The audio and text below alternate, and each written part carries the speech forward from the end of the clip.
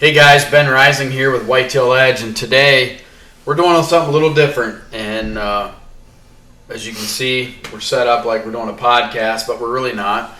We're just kind of doing a thing here for OnX Hunt where we're going to kind of start taking some properties and showing people kind of how we would break them down. And these are just random properties. Never set foot on them in my life, but how I would do it if I was to go there, and what I look at ahead of time. And then eventually we might do some properties we've actually been on and show some hunts or whatever that are related to it over the time. But right now we're not going to do that. I'm pretty sketchy about showing my farms or where I can hunt because so many people are just always looking for reasons to get close to somebody or do something stupid. But right now we're just going to try and show you what we'd look at on a map like this. So also sitting here with me is Dylan Gandy. Dylan is one of the younger guys on the team, and Dylan's actually the one editing this video for us. So welcome, Dylan. Thank you. I feel like we're doing a podcast here. All these big mics. Dylan's like, well, we got to have this huge setup. And I'm like, all right, okay, whatever Dylan wants. So Dylan's got a list of questions, too, like that he would ask me. But first, one thing I want to show, I'm looking at this and the way this property is outlined, and that's the thing with OnX. It gives you the property lines and the property ownership and all that, which we're not going to show you that as far as the owners go because we don't want to just draw somebody to somebody's property that doesn't deserve that. But put them on blast. Yeah. Go knock on this guy's door. But anyways, this property, what's unique about this property and what is a killer, it's all west access. So this guy's property line, the way it works, it's all, his road frontage is all from the west in one spot. He does have some from the south, just in a little area, but not very much because then it goes to the next property. So you could get from the barns down here into the southeast corner a little bit. But everything else is west, and we all know that west wind is the predominant wind most of the time, west-southwest. And so this is just like an absolute killer spot to try to hunt it. I mean, a killer as far as like it kills the hunter. But this spot also is probably holding a giant just because of that fact, because it is hard to hunt. So say you gain access to this farm. Where are you going to, what's your first move just from looking at this e-scouting? What would Ben Rising do coming to this property for the first time? Well, I'm going to throw all the wind aside at first, I guess, because truthfully, to scout it, you just need to get in there and look at it. Because then you're going to have to figure out, okay, how can you access it? Can you come clear to the north and come to down the south? So like, one thing I see, and I'm huge about using contour lines, and those are turned on in your layers. Like down here, you would go to and it'll show you satellite, hybrid, or straight topo. You can go click straight to topo, and boy, you can really see. The tighter the lines together, the steeper it is. The pointy, the narrower part of these V's, like this right here. This is the upper end. This is leading uphill. The mouth of the V's go to the bottoms and to the creek. So one good thing about this farm, let's turn this back to aerial. We'll do hybrid and aerial together. That's what I prefer. The one good thing about this farm that I can tell is the field is up high. So you're coming in high, then the woods drop down. But if you want to hunt any of these edges, say you get an east wind or a north wind, you are keeping your wind at a good consistent pace if you're hunting the edges. If you want to get back in here and you drop down, you can tell this is a ravine. See how this is a creek that follows the whole thing, north and south. That's perfect. And how can you tell that? Just see how now you got two opposite sides. You got V's on this side and V's on this side. So a mouth of a V here, a mouth of a V here. So that's going uphill to the northeast. This is going uphill kind of to the south and southwest, coming up to this field. This is coming up into an oak flat, looks like, and coming up into this guy's field.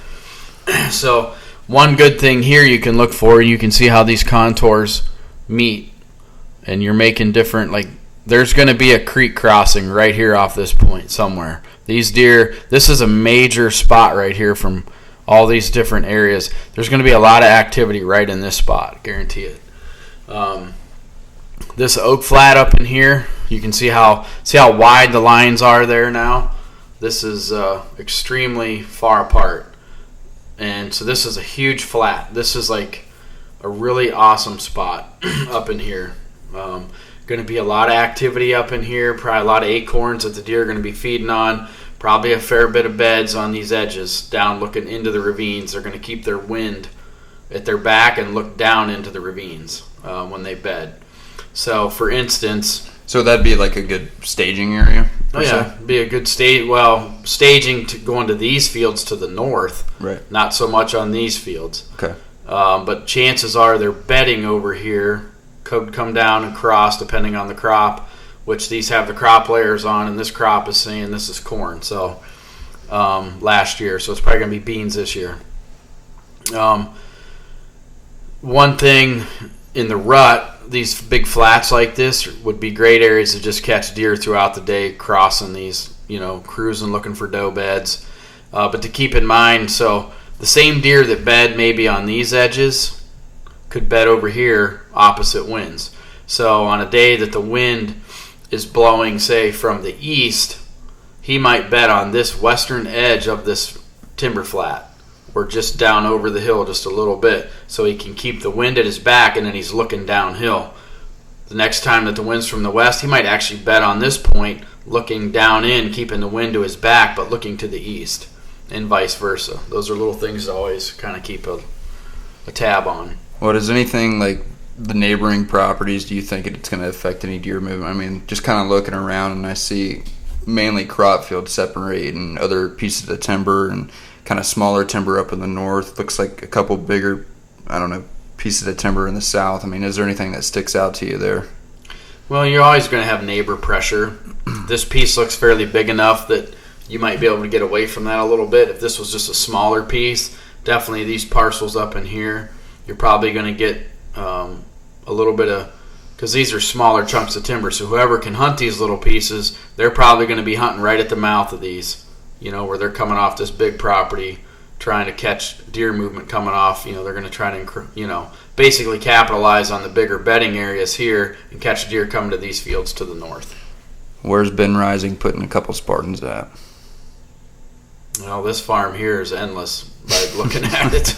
I could use a lot of data. A couple hundred? Yeah. My big thing when I first start on a property is trying to just figure out what's there. Like what kind of deer are even living on the farm, because truthfully, if I don't have the kind of deer even living on the farm and are inhabiting it, I'm not going to waste a bunch of time on it. In the rut, anything can happen, I understand that, but I'm looking for deer that live on these places, because that's how I usually can find a weakness on a big deer and kill him.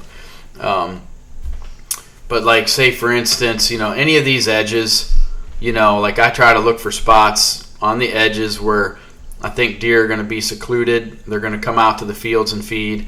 And you can see here, like they have grass strips around this. Some of this isn't even farmed. So there's going to be a lot of deer laying in this tall grass. That's what's going to happen. But anywhere you can get where the crops come close to the edges, shooting a camera out into a spot like that, maybe getting inside the timber on one of these flats, finding there's going to be trails coming off all these for sure.